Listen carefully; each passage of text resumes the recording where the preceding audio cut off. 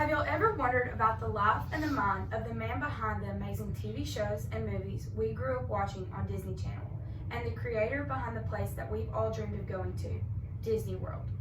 Walter Ellis Disney was the man behind all of this. I grew up in several history classes learning about him, and over the last few years, done extensive research on his life. I will be telling you today about the childhood growth, artistic abilities, creative attributes, and outstanding accomplishments that came with Walter Disney's life. He began his life in Marceline, Missouri, after his birth in 1901 in Chicago, Illinois. His parents were Ellis and Flora Disney, and he had 4 siblings, 1 sister, and 3 brothers. According to Damien Fagan in the article, The Walt Disney and the 9 Old Men, Walter's father had very stern religious beliefs. This caused them to grow up with no games and no toys. While we were outside playing, Walter was inside drawing. This caused him to have a creative mind early on. He dropped out of high school at the early age of 16 from McKinley High School. He decided to join the Army, but after rejection, he joined the Red Cross. According to the article, Walt Disney Biography on the Biography web, Walter drove an ambulance for Red Cross for a year in France and then moved back to the U.S. in 1919. Drawing was always something that Walter had passion for, so he decided to move back to Kansas City and pursue that passion. Disney and his brother Roy decided to make amazing cartoons and do some film production. Disney tried out for several jobs, but none of them ended up working out for photography and cartoons.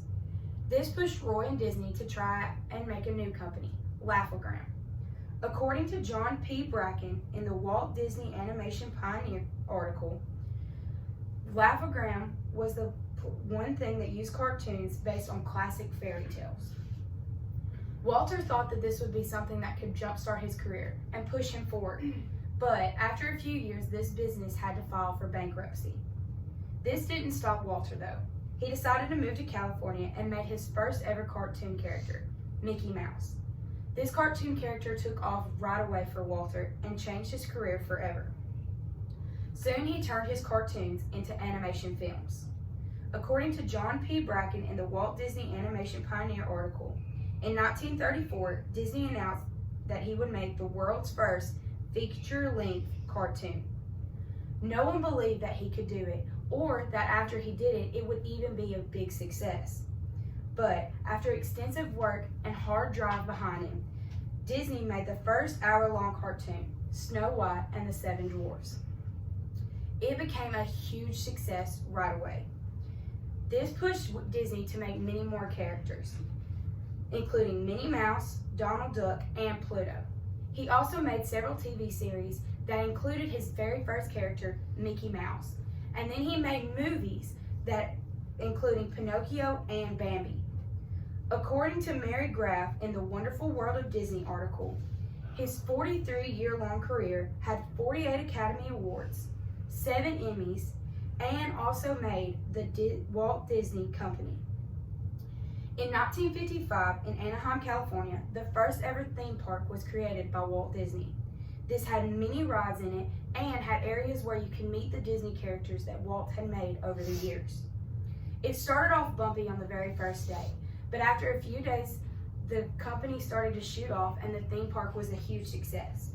Many states wanted this theme park in their areas, and so everybody pushed to have it built in their area. Now there are 12 parks built around the world.